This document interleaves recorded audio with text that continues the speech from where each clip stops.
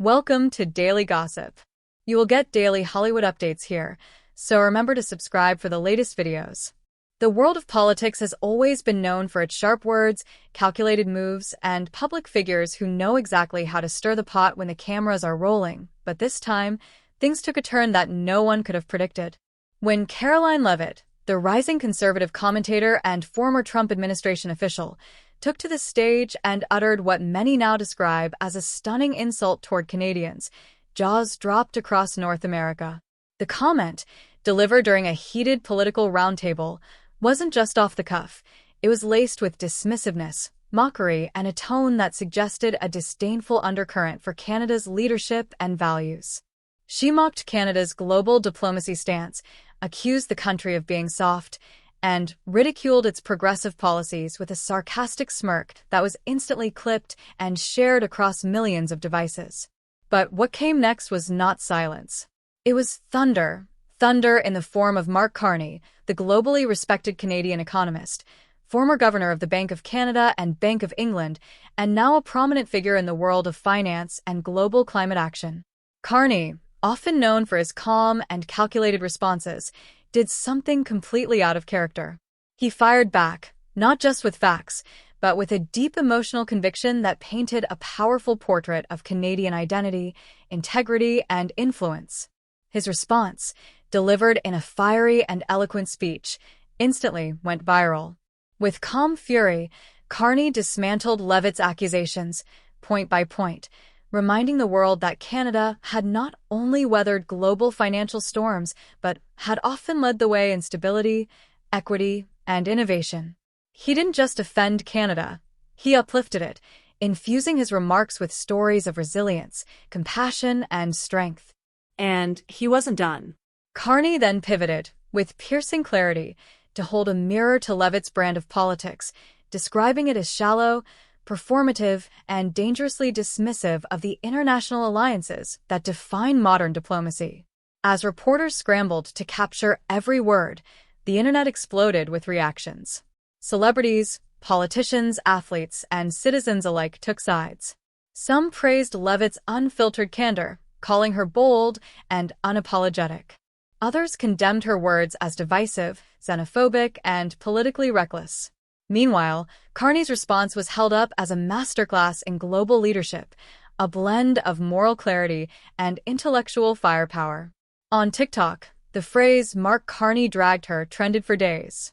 On Twitter, hashtags like #ProudToBeCanadian and #CarneyClapback surged through trending topics.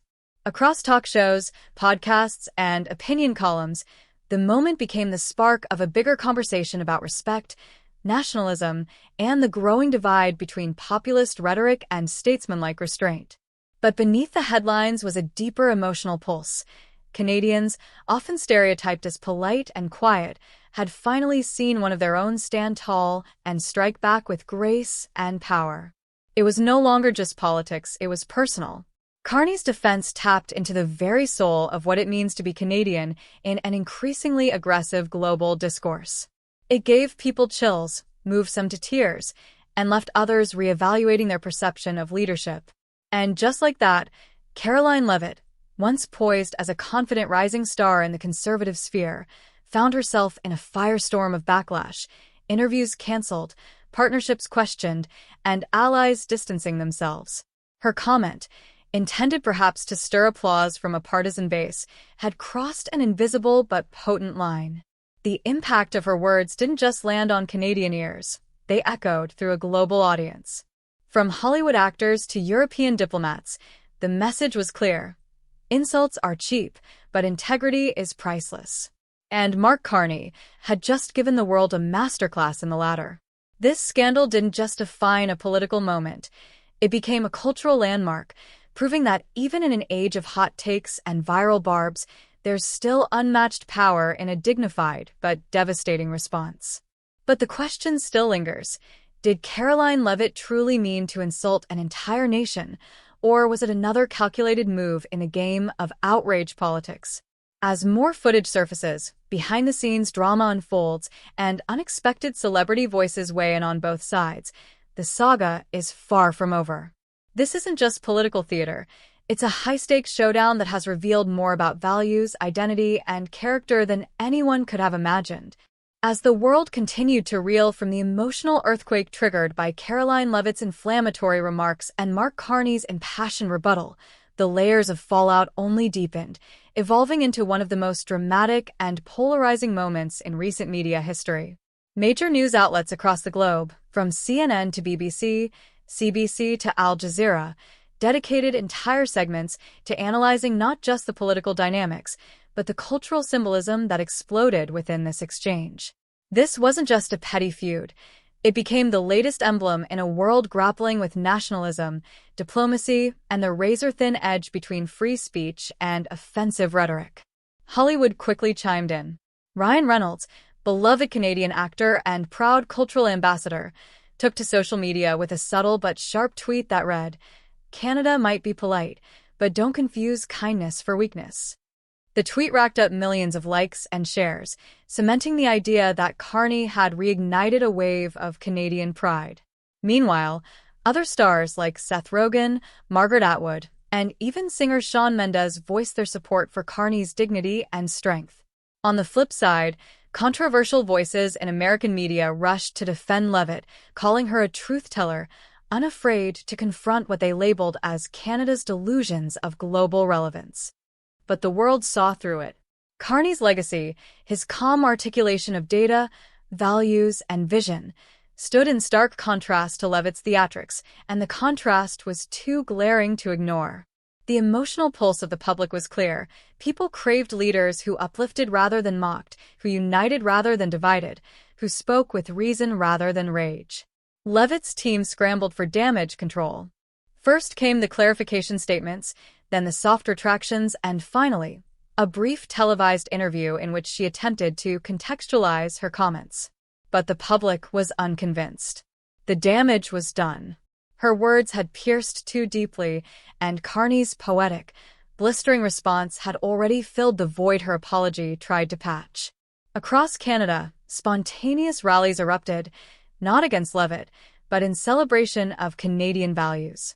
Streets in Vancouver, Toronto, Montreal lit up with people waving flags, playing music, and chanting phrases from Carney's speech.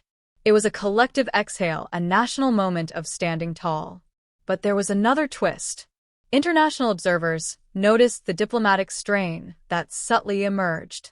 Canadian ambassadors requested private meetings with U.S. officials. Political aides leaked that Prime Minister Justin Trudeau had expressed deep disappointment over the comments, while members of the European Union voiced solidarity with Canada. What started as a viral media moment now had legitimate international diplomatic consequences. And then came the unexpected, an open letter from over 100 celebrities, scholars, and politicians praising Carney's leadership and denouncing Leavitt's reckless rhetoric, published in the New York Times and the Globe and Mail. Among the signatories were Angelina Jolie, Emma Watson, Barack Obama, and even Prince Harry. The letter praised Canada's commitment to compassion, equality, and intellectual humility, values the world sorely needed. Meanwhile, Leavitt's brand, once seen as sharp, youthful, and fearless, began to fracture. Former allies distanced themselves. Corporate sponsors pulled back. Political donors paused contributions. Her speaking engagements dried up. She had unintentionally become a cautionary tale in the digital age. How one dismissive remark can cascade into global condemnation when the world is watching and listening. Yet in the middle of this cultural firestorm, Mark Carney remained composed. He declined multiple interview requests. He didn't gloat. He didn't escalate.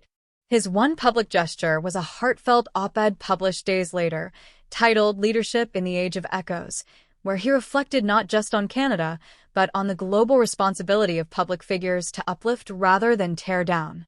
That op-ed, rich with historical analogies and emotional insight, further solidified Carney as a global statesman, not just an economist, not just a former governor, but a leader whose words could sway not just markets, but hearts. Back on social media, TikTokers created inspirational mashups of his speech set to orchestral music. Gen Z dubbed him Canada's silver fox of truth. Instagram pages turned his quotes into motivational posters. Teachers used his speech in classrooms. It was more than a moment, it was a movement. And as the dust began to settle, one truth remained. In an era where division and insult seemed to gain the most attention, dignity, restraint, and truth still have the power to capture the world's admiration. Karoline Leavitt's insult may have sparked the flame, but Mark Carney's brilliance turned it into a beacon. The legacy of this moment will be studied, shared, and remembered for years to come, not just as a political drama, but as a cultural landmark where values triumphed over venom. The final chapter may not yet be written, but one thing is certain. When a nation's soul is challenged and its identity mocked, true leaders rise. And Mark Carney rose higher than anyone expected. Stay with Daily Gossip for more stories that go beyond headlines, ignite emotions, and reveal the heart behind the drama. Don't forget to subscribe for more celebrity stories, Hollywood updates, political firestorms, and inspiring journeys every single day.